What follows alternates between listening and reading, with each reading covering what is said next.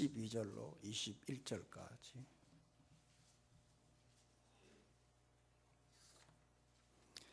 교독하겠습니다. 온 무리가 가만히 있어 바나바와 바울이 하나님께서 자기들로 말미암아 이방인 중에서 행하신 표적과 기사에 관하여 말하는 것을 듣더니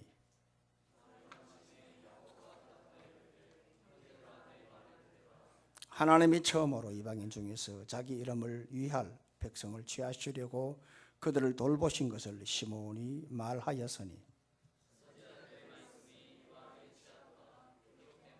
이후에 내가 돌아와서 다윗의 무너진 장막을 다시 지으며 또 그 허물어진 것을 다시 지어 일으키리니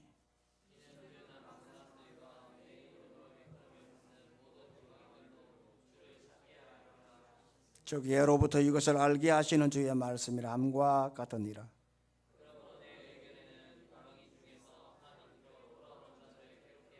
다만 우상에 들어온 것과 음행과 목매어 죽인 것과 피를 멀리하라고 편지하는 것이 옳으니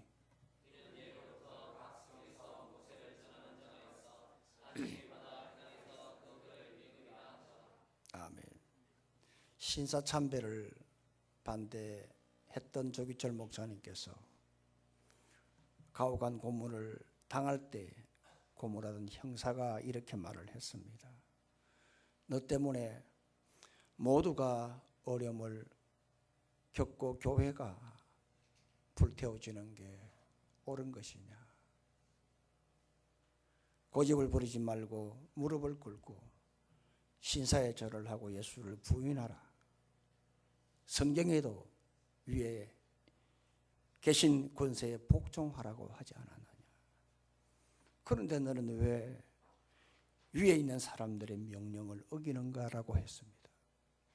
그럴 때에 조기철 목사님께서는 나는 이 나라의 법을 지킬 것이다. 하지만 나는 이 땅의 시민이면서도 동시에 하늘의 시민이다. 먼저는 만주의 주요 만주의 왕이신 하나님의 명령이 우선이다. 그래서 하나님께서 하지 말라는 우상 숭배는 하지 않을 것이다. 하지만 나는 이 땅의 백성으로서 당신들의 법을 어긴 대가로 나를 죽여라. 나는 죽음으로 당신들이 만든 법의 대가를 달게 받겠다고 했습니다. 조기철 목사님은 자신이 예수의 사람이라고 드러내고 나타낸 것입니다. 예수의 사람이라고 하는 것. 성령의 사람은 항상 자신을 드러내고 나타내고 선포할 수 있고 입증해야 합니다.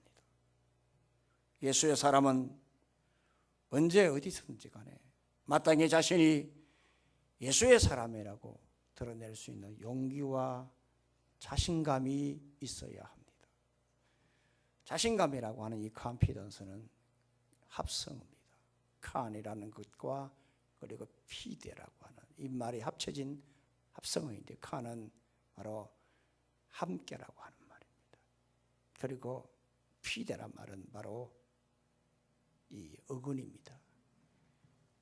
이렇게 믿음이라고 솔라 피데라고 하는 오직 믿음, 여기서 피데란 말은 어근입니다. 믿음입니다. 이 자신감이 어디서 나오느냐 하면 바로 오늘 하나님과 함께하는 이러한 믿음의 교제를 가질 때, 하나님과 함께하는 이 믿음의 교제를 지속적으로 할 때, 그때는 내가 예수의 사람이라고 당당하게 자신감 있게 용기 있게 드러낼 수가 있는 것입니다. 따라서 하나님과의 관계를 잘 맺어야 합니다. 하나님과 함께 믿음으로 교제하는 이러한 이 교제가 지속적으로 이런 관계가 이루어질 때에 그 자신감이 생기고 용기가 생깁니다. 이 자신감과 용기가 뭐냐 하면 바로 성령께서 그를 지배하고 있기 때문입니다. 다시 말하면 내가 주 안에서 자신감을 가지고 있다. 내가 주 안에서 내가 용기를 가지고 있다. 내가 주 안에서 예수의 사람이라고 내가 입증한다, 나타낸다, 드러낸다, 말을 한다, 선포한다는 것은 내가 지금 그만큼 성령의 지배를 받고 있다 하는 것입니다.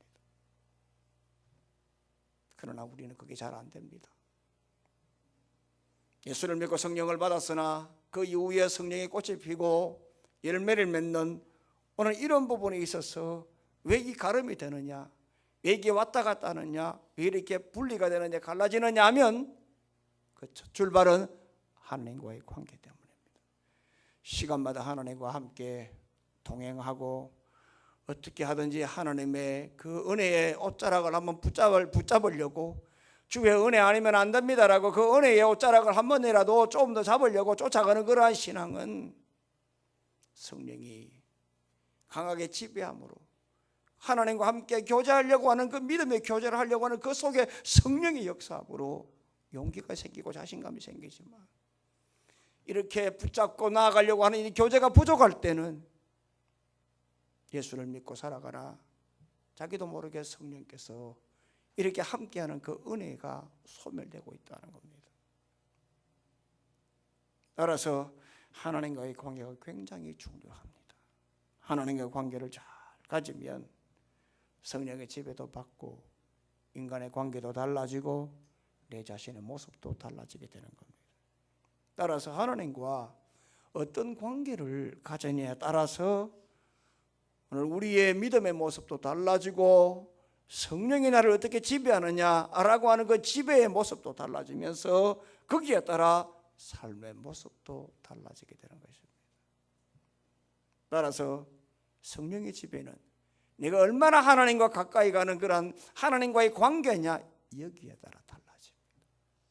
내가 얼마나 하나님과 함께 은혜의 교제, 믿음의 교제를 얼마나 하느냐에 따라 내가 예수 믿고 성령을 받고 살아가는 얼마나 전폭적으로 성령의 지배를 받고 살아가느냐, 그렇지 못하느냐, 여기가 가름이 된다는 겁니다. 한마디로 하나님과의 관계 속에서 우리가 성령의 지배를 받는 것은요, 한마디로 정의를 하면, 어렵게 말을 하지 말고 한마디로 말을 하면 예수 잘 믿는 겁니다. 예수 잘 믿는 것. 예수만 잘 믿으면 세상 것이 부족해도 내 눈앞에 있는 것이 지금 당장 떡이 아니라 돌이라도요, 내 눈앞에 있는 것이 형통이 아니라 우환이랄지라도요, 예수님과의 아름다운 관계만 잘 가지면 성령이 지배하면서, 성령이 지배하는 그 속에는 은혜가 있고 형통이 있고 내 눈앞에 돌 같으나 떡이 되는 그런 은혜를 우리에게 주시는 것을 우리는 알아야 합니다. 저는 지난 금요일 설교 준비를 마치고 그래서 제가 이 설교를 방송실에 어제 아침에 제가 병원 신방을 가야 되기 때문에 원고를 저기 주보와 함께 2층 방송 테이블 위에 두고 제가 이제 병원을 갔다 왔어요. 갔다 와서 어제 설교한 것을 방송실에 다시 회수를 했어요. 설교를 완전히 뜯어 고쳤어요. 완전히 뜯어 고쳤어요. 내 마음에 들지 않는 거예요. 하나님이 우리 교회에 주시는 메시지가 내가 볼 때는 방향이 틀린 거예요. 해서 제가 어제 오후에 병원 신방 갔다 와서 설교를 새로 했습니다. 성령께서 우리 모두에게 주시는 이 주의 음성을 듣고 어떻게 하든지 하나님과 함께 믿음의 교제를 잘해서 다 성령의 지배를 받고 예수 잘 믿고 복된 인생 살아가기를 주의 이름으로 축원합니다. 그러면 우리가 성령의 지배를 받으려고 하면 먼저 내가 예수 믿는 사람이다, 그러한 모습을 입증시켜야 합니다. 다시 말하면 내가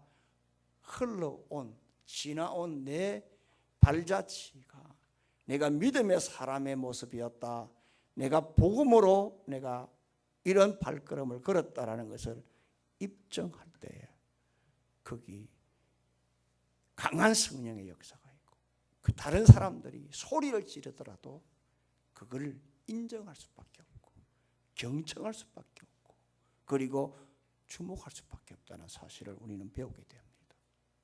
다시 말하면 내가 지금 걷고 있는 이 길입니다. 나는 나, 여러분들 한 발 한 발 걸어갈 때에 내 지금 걸어가는 발걸음이 신앙의 발걸음을 걸어가라 이 말이에요. 그래서 믿음의 모습, 복음의 모습을 입증하라, 나타내라는 겁니다. 12절의 말씀을 한번 다 같이 읽어봅니다. 자, 시작.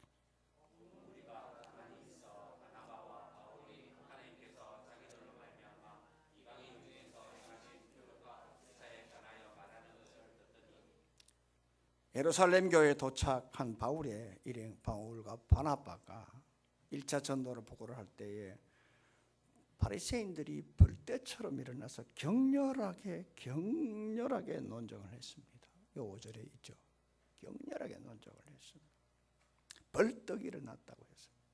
그냥 일어난 게 아닙니다. 왜냐하면 당시 이런 기독교인된 유대인들은 본래 이 사람들이 기독교인이 아니라 본래 유대교에서 개종을 했습니다. 그러니까 예수를 믿으면서도 여전히 유대인들의 유대주의 사고를 가지고 있었던 사람들입니다. 다시 말하면 예수를 믿는다고 하면서도 여전히 그릇된 유대주의적 발상에 사로잡혀 이방인들의 구원의 필수 조건, 할례다, 믿음이 아니다라고 주장을 하고 있는 겁니다. 이럴 때에 베드로가 7절에 일어나죠. 지난 시간의 말씀. 일어나서 하나님께서 자신을 통해서 사도행전 10장의 고넬료 집안을 어떻게 구원시켰는가, 할례 받지 않은 이 고넬료 집안에 어떻게 구원의 은혜를 베풀어 주셨는가를 말씀하고 난 다음에 10절에 질타를 하잖아요. 그래, 모세를 보라. 모세가 그래 율법을 잘 지켰어. 출애굽의 리더가 됐느냐. 아브라함을 보라. 아브라함은 뭐 믿음을 잘 가지고 율법을 잘 지켜서 열국의 아버지가 되는. 우리 조상들을 보라. 우리 조상들이 율법을 잘 지켜서 출애굽에 대한 그런 은총을 받았느냐? 아니지 않느냐? 전적인 하나님의 은혜가 아니냐. 그래서 11절에 구원이라고 하는 것은 유대인뿐만 아니라 이방인조차도 누구든지 동일하게 오직 예수 그리스도의 은혜로만 받을 수 있다는 것을 분명히 말씀합니다. 그런데 12절 오늘 딱 넘어오니까 베드로가 이 말을 하니까 그렇게 펄펄 날뛰던 유대인들이, 개종한 유대인들이 가만히 있는 거예요. 온 무리가 가만히 있는 거예요. 왜 이렇게 급반절이 일어날까? 왜 이렇게 이 사람들이, 그렇게 펄펄 날뛰는 사람들이 왜 이렇게 가만히 있을까? 그것은 바로 베드로와 바울과 바나바가 걸어온 바로 복음의 흔적 때문입니다. 이 사람들은 어떻게 인생의 길을, 이 사람들은 어떻게 신앙의 길을 걸어온 것을 이 지금 펄펄 날뛰던 이제 막 예수 믿는 유대주의적 사고방식을 가지고 있던 이 사람들이 보고 알고 있었기 때문입니다. 바울이, 아니 베드로가 11절에 이런 말을 합니다. 그러나 우리는 그들이 우리와 동일하게 주 예수의 은혜로 구원받는 줄을 믿노라라고 했어요. 우리는 믿는다라고 말을 합니다. 여기 우리라고 하는 베드로 자신뿐만 아니라 여기에 있는 바울도 바나바를 포함하는 것입니다. 우리라고 하면 우리는 믿는다라는 거예요. 나만 믿는다가 아니라 우리는 믿는다라는 거예요. 그럼 우리는 자기 자신 말하는 베드로뿐만 아니라 지금 같이 있는 베드로 그리고 바울 그리고 바나바 같은데 뭘 믿느냐는 겁니다. 뭘 믿느냐는 겁니다.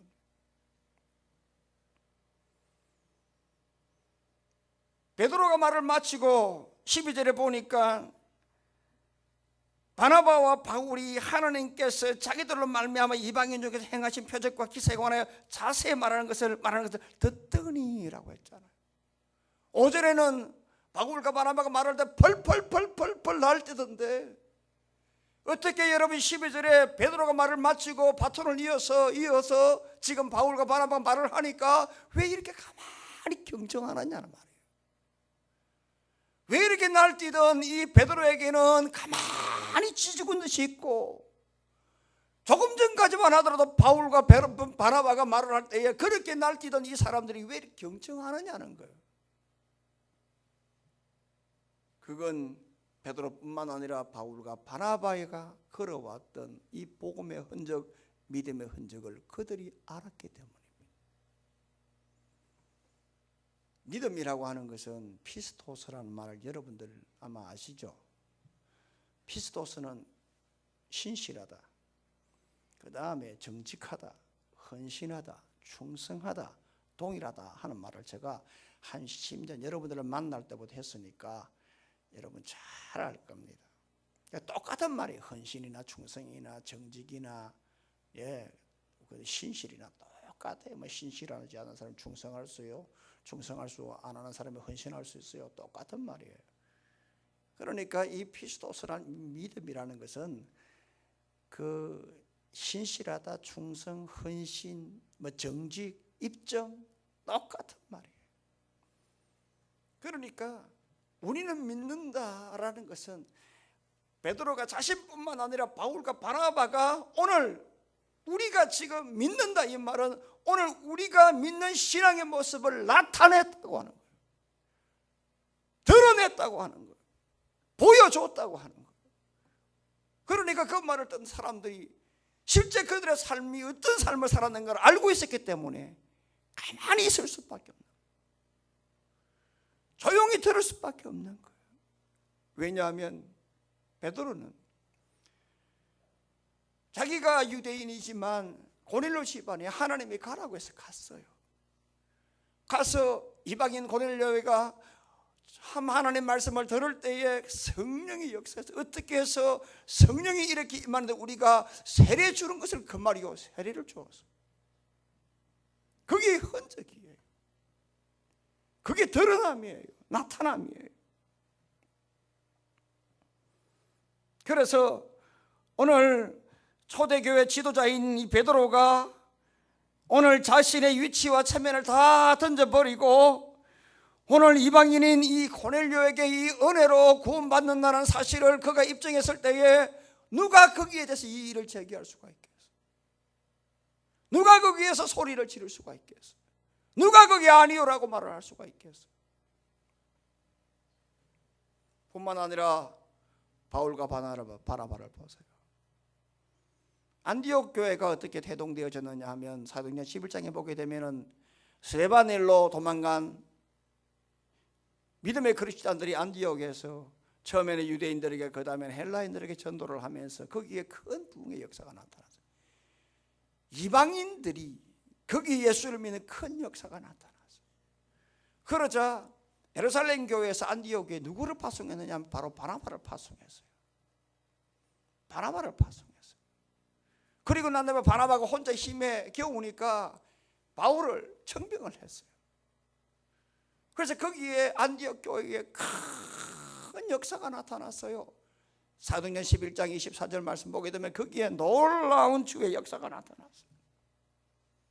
그리고 난 다음에 바울과 바나바가 얼마나 신실하게 목회를 했던지 안디옥 교인들은 최초로 그 동네 사람으로부터 그리스도인이라고 하는 별칭을 참 예수제이다, 작은 예수다라는 그런 별명을 얻게 되었다고 사도행전 11장 26절에 분명히 말씀하고 있어요. 이것뿐만 아니라 이 정도만 나타낸 게 아니에요. 1차 전도에서 바울과 바나바가 비시리아 안디옥에서, 그 다음에 이고니온에서, 그 다음에 루스드라에서, 그 다음에 더베에서, 그 다음에 버가에서, 거기에 가는 곳곳마다 이방인들이 예수 믿고 구원받는 역사를 그들은 유대인들은 소문을 듣고 알고 있었어요. 이고니온에서 안전뱅이가, 루스드라에서 안전뱅이가 일어났어요.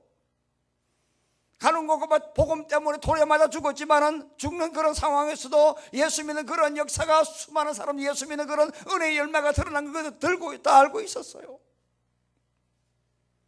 구브로 섬에서 총독이 있을 때에 거기에 바예수가 완전히 봉사가 되고 장례되는 것도 알고 있었어요.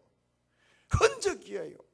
그들은 바울과 바나바가 1차 전도 때에 어떻게 길을 걸어왔는가, 2년 동안 1차 전도할 때 어떻게 해서 다시 이걸 보고하기 위해서 할렘문으로 비록 예루살렘에 왔지만 그들의 삶의 족적을 이야기 듣고 있었어요. 만약에 말이죠, 자기가 이런 인생을 살지 않았는데 내가 현장에 가서 전도하니까 이방인들도 예수 믿었더라, 그러니까 이건 할례가 아니라 믿음으로 구원받는 것이다, 은혜로 구원받는 것이다, 내가 말로만 하면 좋아하네, 너나 잘하세요, 이런 말 할까. 그러나 실제로 나는 여기 앉아있지만 저 사람이 길을 걸으면 어떤 행적을 했는가를 알고 그 아름 열매를 볼 때 자기가 당당하게 이야기할 때는 말을 못하잖아요. 제가 지난 금요일 이야기했죠. 우리 총에서 내려오신 분에게 제가 이런 말을 했다고요. 우리 노예 목사들은 정치 모릅니다. 아는 사람도 없습니다. 저 또한 그렇습니다. 그러나 제가 알고 있는 것은 하나가 있습니다. 자고로 사람에게 있어서의 제일 큰 힘은 정직이라고 저는 알고 있습니다. 내가 깨끗하고 내가 당당한데 꿀릴 게 뭐가 있습니까? 그러니 그 우리 총회 부총회장, 장로 부총회장, 그 장로님은 제가 경산에 있을 때부터 잘 알고 있는 장로님이십니다. 그분이 그런 말 합니다. 거기 계신 한 8명 정도 계시는 그 자리에서 저는 오숙준 목사님의 인격을 믿습니다. 제가 자랑하려고 하는 말이 아니고요, 오늘 본문이 그렇습니다. 만약에 그러한 입증된 모습이 없는데 베드로가, 바울이, 바나바가 그런 말을 했다면 이게 씨알이 안 믿기는 소리예요. 그러나 베드로는 고넬료 집안에서 이방인인 고넬료가 어떻게 예수 믿고 구원을 받았는가 입증된 삶의 모습이 있었고, 바나바와 바울은, 바울과 바나바는 1차 전도를 통해서 이 비시디 안디옥에서 버가까지, 그리고 가는 곳곳마다 이방인을 어떻게 예수를 믿고 어떻게 은혜로 구원받았다는 것을 입증된 삶을 보여주었기 때문에 그들은 베드로의 말에 가만히 있을 수밖에 없었고 바울과 바나바의 말에 경청할 수밖에 없었던 겁니다. 어떤 사람이 성령의 지배를 받느냐, 어떤 사람이 강한 성령의 지배가 있느냐 하면 내가 지금 현재로 걸어가고 있는 이 발걸음 한 발 한 발이 내 자신의 신앙의 발걸음이 되어야 돼요. 믿음의 발걸음이 되어야 돼요. 내 가족이 보고 있지 않습니까? 내 자식이 보고 있지 않습니까? 아빠 엄마가 예수 시원찮게 믿는데 예수 잘 믿어라 하면 자식이 믿겠어요? 쉽게 말하면 그렇게 표현할 수 있는 겁니다. 목사가 시원찮은데, 네? 저도 별 볼일 없습니다만은 목사는 엉뚱하게 지도하면서 교인들 보고 예수 잘 믿으라면 목사님이나 잘하세요, 소리 안 하겠어요? 바로 이거란 말입니다. 그러니까 내 자신이 복음의 발걸음을 나타내도록 살아야 된다고 하는 거예요. 믿음의 족적을 남기는 모습을 살아야 된다. 여러분, 두 가지의 성도가 있거든요. 007 형성도, 그 다음 대머리 형성도가 있어요. 우리가 볼 때는 007이 멋지게 보이잖아요. 대머리 참 우습게 보이잖아요. 그러나 여러분, 신앙에서는 그런 게 아닙니다. 신앙적인 면에서는 내 자신을 숨기는 007보다 내 자신을 훤히 나타내는 그런 대머리형 신자가 훨씬 아름답습니다. 신앙이라는 것은요, 드러내는 것이거든요. 신앙이라고 하는 것은요, 나타내고요, 보여주는 것이거든요. 우리의 이마에 어린 양의 이름을 나타내는 것이 바로 신앙이라 이 말입니다. 에스겔시록 14장 1절 말씀에 어린 양이 시온산에 섰고 그와 함께 14만 4천이 서 있는데 그들의 이마에는 어린 양의 이름과 그 아버지의 이름을 쓴 것이 있더라라고 했어요. 우리가 구원의 은혜를 받았다면 우리의 삶으로 계속 걸어가는 한 발 한 발을 믿음의 족적을 남겨야 됩니다. 입증해야 됩니다. 내가 아니라 다른 사람들 보고 있으니까. 의식할 필요가 없고 내가 또박또박 한 발 걸어가게 되면은 내 말 자체에 힘이 생기니까 이런 은혜를 우리 모두가 받기를 바랍니다. 또 하나는 내 자신의 이름보다 교회를 위해서 서로 협력해야 합니다. 12절을 한 번 더 읽어볼까요? 자, 시작. 온 무리가 가만히 있어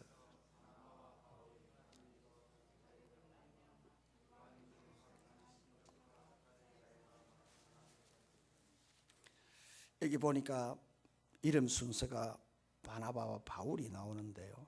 안디옥을 출발할 때 2절의 말씀 보면은 바울과 바나바가 나옵니다. 2절에는 두 번이죠. 바울 및 바나바. 그리고 제일 밑에 보면 바울과 바나바. 안디옥 출발할 때는 이름이 바울이 앞이었어요. 그런데 지금 예루살렘 도착하니까 이름이 또 바뀌었어요. 또 바뀌었어요. 그런데 22절 말씀 보니까 안디옥도 출발할 때 이제 예루살렘에서 안디옥으로 출발할 때 보니까 또 이름이 바울이 앞에 나와 있어요. 그리고 편지를 이렇게 딱 손에 쥐고 출발을 하려고 할 때에 또 이름 26절의 말씀 보니까 바나바가 앞에 있어요. 그리고 또 안디옥에 도착해서 35절 보니까 또 바울이 앞에 있어요. 이름이 왔다 갔다 해요. 제가 지난 시간 얘기했지만 히브리식에는 순서, 서열, 이름, 나이가 굉장히 중요하다. 그러니까 절대로 제가 제자훈련할 때 여러분들에게 신약에는 순서 바꾸지 마라. 귀에 못씹하게도 이야기했을 거예요. 중요한 거예요. 중요한 거예요.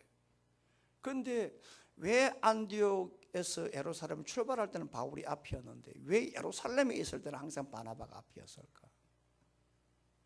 한번 생각해 볼 필요가 있거든요. 그 뭐냐면 안디옥 교회가 태동되고 막 부흥이 일어날 때 예루살렘 교회에서 가장 덕이 있는 사람을 파송했는데 그 사람이 누구냐 하면 바로 바나바였거든요. 그러니까 예루살렘 교회에서 가장 존경했던 사람은 바로 바나바예요. 그래서 안디옥 교회에서 대표로 바울이 먼저 앞장서 왔지만 예루살렘 교회 입장에서는 바울보다 바나바가 우선이었어요. 그것만큼 인정을 받았어요. 바나바가. 그리고 예루살렘 교회는 바울이 바나바와 함께 사역을 했지만 옛날에 그렇게 핍박했던 저 사람, 저 도둑놈, 저 핍박자 아직도 왜곡된 시각을 가지고 있었어요.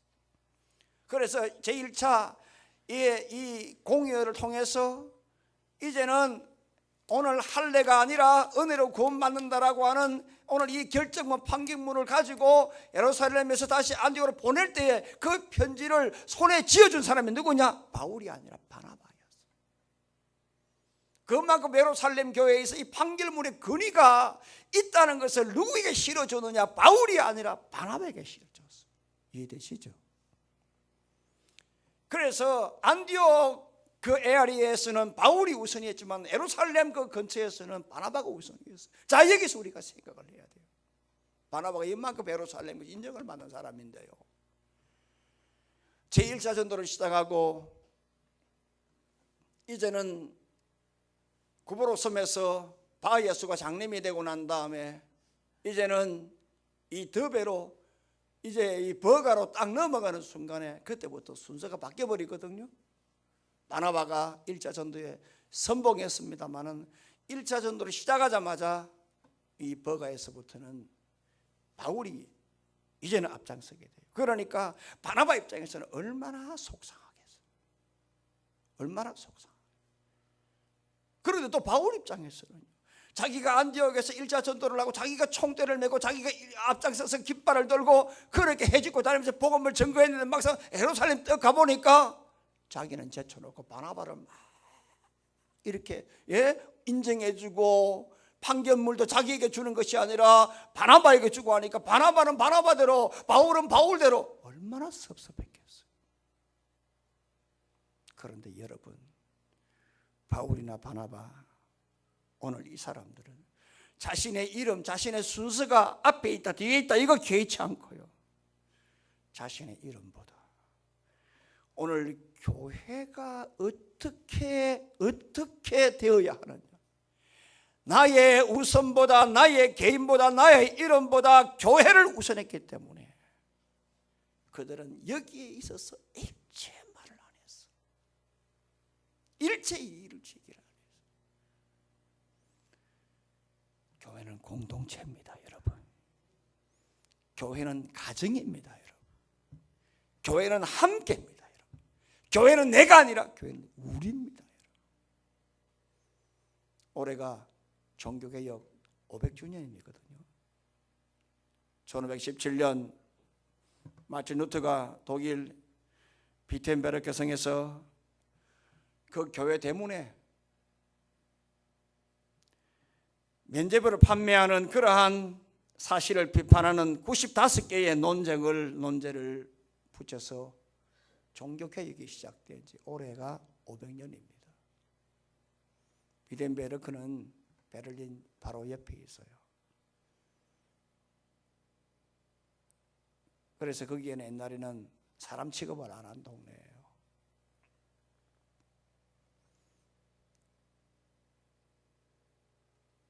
그런데 거기에서 종교 횃불의 깃발이 나타나서 붙기 시작해서 이제 기독교가 세계적으로 퍼지게 된 그 깃발이, 첫 출발이 바로 독일 비텐베르크에서 시작되어졌어요.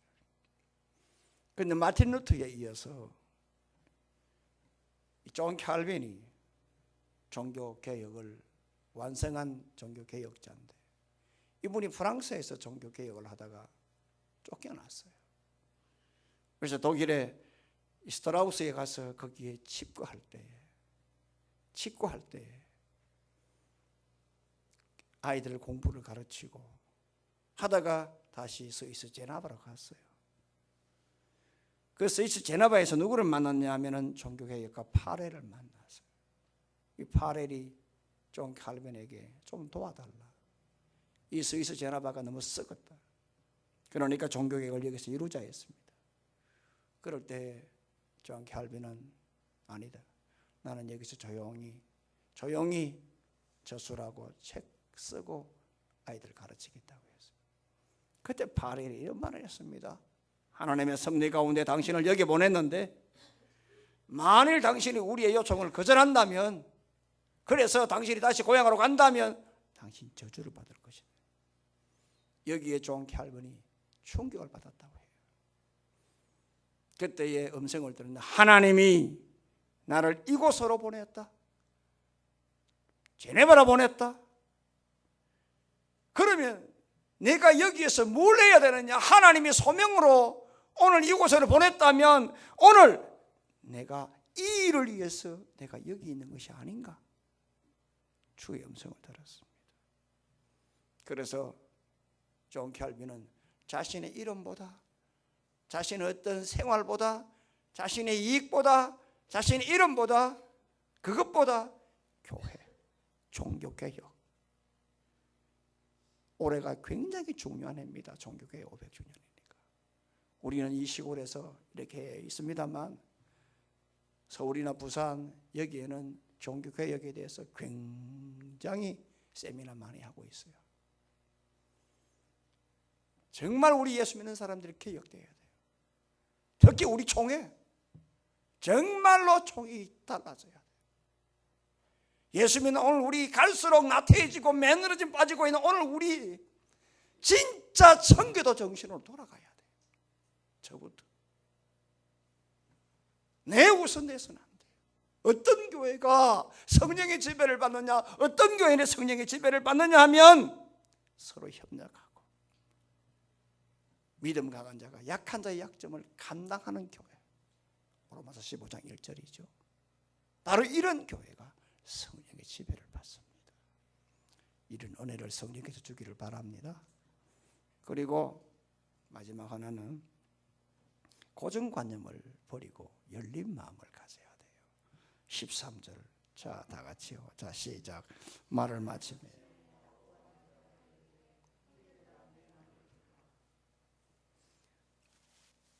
베드로가 말을 하고 다음에 바울과 바나바가 말을 할 때에 가만히 많이 있었어요, 유대인들이. 그리고 바울과 바나바를 경정했어요. 그리고 난 다음에 그들의 어떤 논쟁 다 마친 다음에 야고보는 그들의 말을 다 들은 다음에 하는 말이 뭐냐? 형제들아, 내 말을 들어라. 여러분, 야고보가 누구죠? 야고보가 누구죠? 예수님의 동생, 그것도 제일 큰 동생이에요. 그런데 형님은 누구죠? 예수님인데, 예수님이 30살까지는 집안일 잘 하다가 어느 날 갑자기 자기가 메시아다, 자기가 하나님의 아들이다, 네? 저 세리들을 불러 모으고 저 무식한 베드로 고기자 불러가지고 자기 제자 삼았다, 네? 자기 형님이지만은 네, 성령으로 잉태했으니까 사람들이 저 사생하다, 별별 소리 다 안 들었겠어. 여러분 생각해 보세요. 내가 형이지만 어디 가면은 좋은 소리 들어야 되는데 별 희한한 소리 다 들었을 때, 네, 미친 사람이다 소리 들었잖아요. 그 당시에 저게 너 형 만나는 거예요. 너 그 형 알고 보니까 사생활하면서. 그런데 저 완전 돌았대. 자기가 메시아래. 그런 소리 여러분 들어보세요. 여러분 형제 가운데 여러분 동생이 형이 어디 가면은 자기 얼굴에 찬물을 붉게 만들 때 얼마나 부끄럽겠어요. 자랑거리를 못해도 본전은 돼야 되는데 막 어디 가면은 너가 언니가 어떻더라, 형이 어떻다, 이런 소리 들으면 정말 미치는 거예요. 진짜 던져버리고 싶어요. 상종 안 하고 싶어요. 지금 야고보가 그렇게 지금 살았단 말입니다. 그러니까 형님 만나고 싫은 거예요. 같은 형제지만 자르고 싶은 거예요. 그런데 고린도전서 15장 7절 말씀에 이 야고보가 부활하신 예수를 만난 다음에 완전히 달라졌어요. 완전히 달라졌어요. 그래서 다시는 상종하고 싶지 않은 그 형님에게, 형님은 끝났어, 안 돼, 저 완전 도라이야, 나에게 도움이 안 돼라고 하는 그런 고정관념을 완전히 버리고 부활하신 예수를 만나자 성령의 지배를 받을 때에 마음이 열리셨어요. 자기 자신이 성령의 지배를 받자 고정관념에 깨떨어지고 마음이 열리자, 이때 예루살렘에서 이 제1회 종교회의 공회를 할 때 그 사람 베드로의 말도 들어주고, 그 다음에 바울과 바나바의 말도 들어주고, 격렬하게 항의하던 유대인들의 소리 다 들어줘. 그리고 난 다음에 마지막 판결을 했어요. 이거 중요합니다. 여러분, 베드로다. 베드로는 베드로대로 절대로 유대인들은 이방인들과 상종 안 하잖아요. 그런데 사도행전 10장 보면은 고넬료 집에 가서 그 이방인 고넬료에게 세례 줬잖아요. 바울 여러분, 예수 믿는 사람은 일을 간 사람 아닙니까? 그런데 다메섹에서 예수 만나자 완전히 뒤집어졌잖아요. 완전히 뒤집어졌잖아요.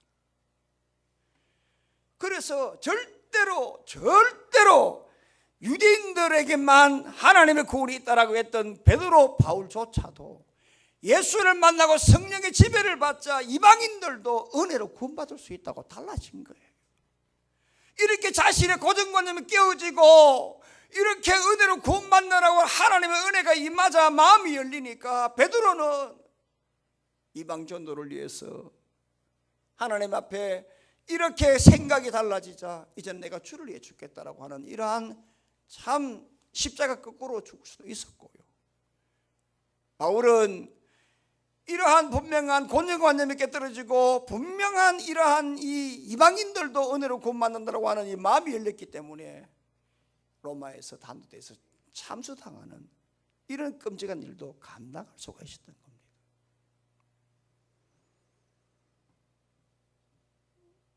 제주도에 시집간 어느 새댁이 친척들에게 인사를 하라고 하니까 제주도 친척들이 소가수다 하니까 한 집도 아니고 집집마다 소가수다 하니까 이 새댁이 충격을 받은 거예요. 야, 결혼 잘못했구나. 나에게 첫사랑이라 했던 저 지금 저 남편 저 남자가 알고 보니까 과거가 있구나. 그래서 이혼하려고 하는 거 보니까 세상에 제주도 말 속아수다 이 말은 수고했다는 말이에요. 그러니 육지 처녀가 고정관념이라는 거예요. 자기 생각으로 속아수다라고 하니까 수고했다는데 진짜 속았다는 거더라고요. 고정관념이 이렇게 무서운 겁니다. 하나 얘기 더 할까요? 대전에 저 알고 있던 목사님, 이분이 구약학 박사입니다. 신실한 박사입니다. 이분이 예수님이 재림할 때 구름 타고 내려온다 했잖아요. 그런데 그 히브리어는 그게 가마예요. 가마. 구름이 아니고 예수님이 가마 타고 내려온다. 그 교회 난리 났어요. 장로님들이 눈이 시퍼래가지고 예수님이 재림할 때는 구름 타고 내리고 어떻게 가마를 타고 오냐? 옛날에 시집가냐? 왕비냐? 결국 목사님 교회 쫓겨났어요. 이거 알아야 돼요. 우리 한글은 번역본이에요. 번역본. 아멘. 번역본이. 그래서 또 개혁 개정 하잖아요. 원문은 헬라어 히브리어죠. 아람어하고요. 고정관념이 그만큼 무서운 거예요. 여러분, 성령은 열린 영입니다. 성령은 생수의 강입니다. 그러니까 성령은 다친 마음에서 지배하지 않습니다. 어떤 사람의 성령의 지배를 받느냐? 나에게 사로잡힌 사람은 성령의 지배가 안 돼요. 이걸 깨트리고 마음이 열릴 때 성령이 지배한다는 사실을 우리는 알아야 합니다. 성령의 지배는 관계에서 나타납니다. 컨피던스라고 하나님과 함께 믿음으로 교제할 때 거기에서 자신감이 생기고 용기가 생기고 성령의 지배를 받습니다. 그래서 저는 이렇게 저기를 하고 싶습니다. 하나님과 좋은 관계, 신통입니다. 그러면 사람과 함께 참 좋은 관계를 맺는 인통이 되고 거기에 물질의 복이 오면서 만사 형통이 되는데 저는 만사 형통을 받고 만사 영통이라고 말을 하고 싶습니다. 다시 말하면 성령의 지배다. 어떤 자가 성령의 지배를 받느냐? 신통, 하나님과의 관계를 잘하는 사람이 결국 만사 영통을 받게 된다고. 이걸 아시고 여러분들 이 한 주도 하나님과 좋은 관계 맺어서 예수 잘 믿고 성령의 지배를 받고 살아가는 복된 한 주가 되기를 주의 이름으로 축원합니다. 오늘 오신 하나님 아버지 감사합니다.